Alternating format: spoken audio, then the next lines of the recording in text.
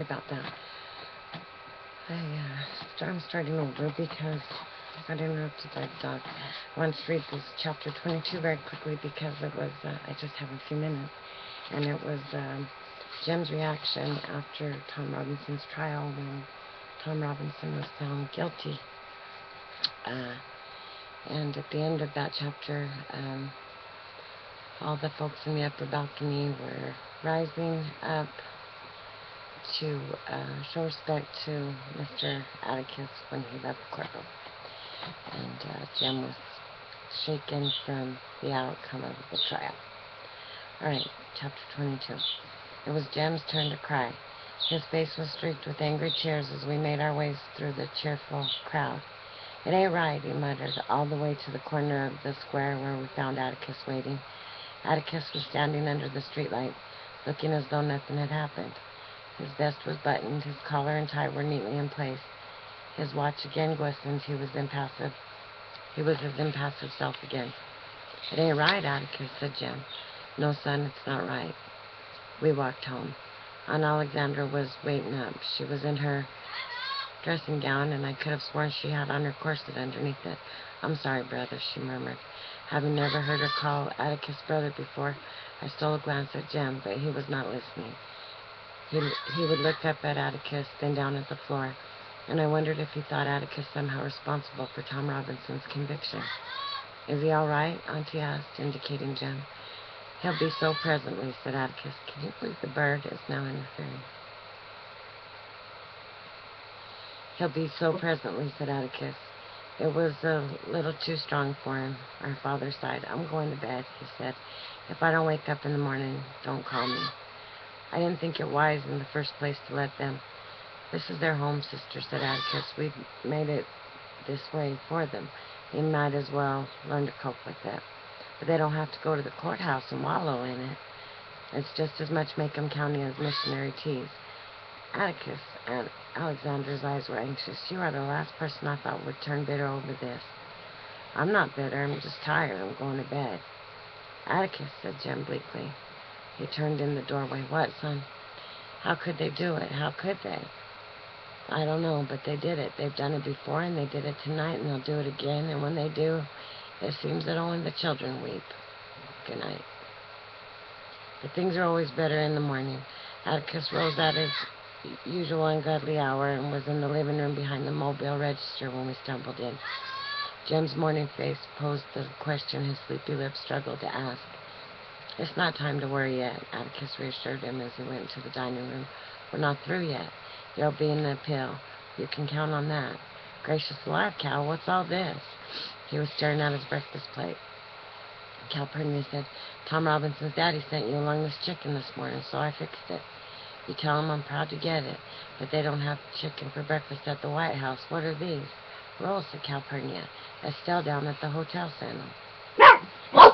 Atticus looked up at her, puzzled, and she said, "You better step out here and see what's in the kitchen, Mr. Finch."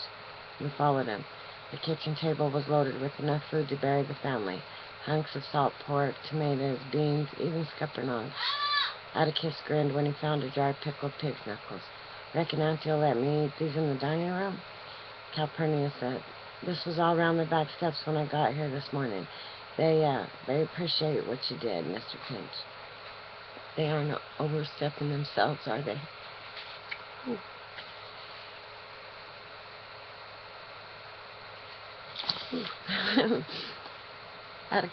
Atticus's eyes filled with tears. He did not speak for a moment. "Tell them I'm very grateful," he said. "Tell them that they must never do this again. Times are too hard." He left the kitchen, went in the dining room, and excused himself to Aunt Alexandra and put on his hat and went to town. We heard Dill's step in the hall, so Calpurnia left Atticus's uneaten breakfast on the table. Between rabbit bites, Dill told us of Miss Rachel's reaction to last night, which was, if a man like Atticus Finch wants to butt his head against a stone wall, it's his own head. "I'd have got her told," growled Dill, gnawing a chicken leg. "But she didn't look much like telling this morning. Said she was up half the night wondering where I was. Said she'd have had the sheriff after me, but he was at the hearing." "Dill, you've got to stop going off without telling her," said Jim. "It just aggravates her." Dill sighed patiently.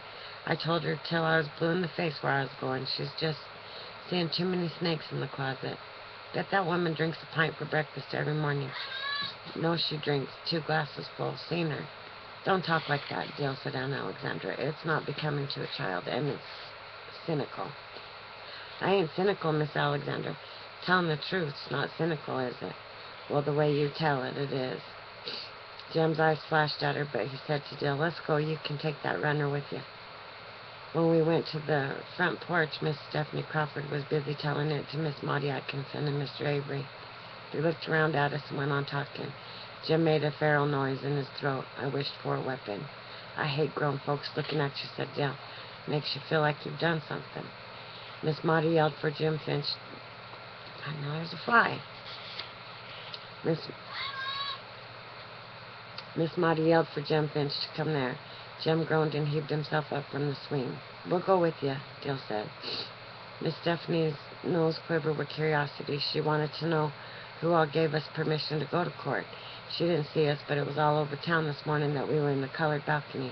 Did Atticus put us up there as a sort of or was it right close up there with all of them? Did Scout understand all that? Didn't it make us mad to see our daddy get beat? Hush, Stephanie. Miss Maudie's diction was deadly. I've not got all the morning to pass on the porch, Jem Finch. I called to find out if you and your colleagues can eat some cake. Got up at 5 to make it, so you better say yes. Excuse us, Stephanie. Good morning, Mr. Avery. There was a big cake and 2 little ones on Miss Maudie's kitchen table. There should have been 3 little ones. It was not like Miss Maudie to forget Dale, and we must have shown it, but we understood when she cut from the big cake and gave the slice to Jem. As we ate, we sensed that this was Miss Maudie's way of saying that, as far as she was concerned, nothing's changed. She sat quietly in the kitchen chair, watching us. Suddenly she spoke. Don't fret, Jem. Things are never as bad as they seem. Indoors, when Miss Maudie wanted to say something lengthy, she spread her fingers on her knees and settled her bridge work. This she did, and we waited. I simply want to tell you that there are some men in this world... What happened?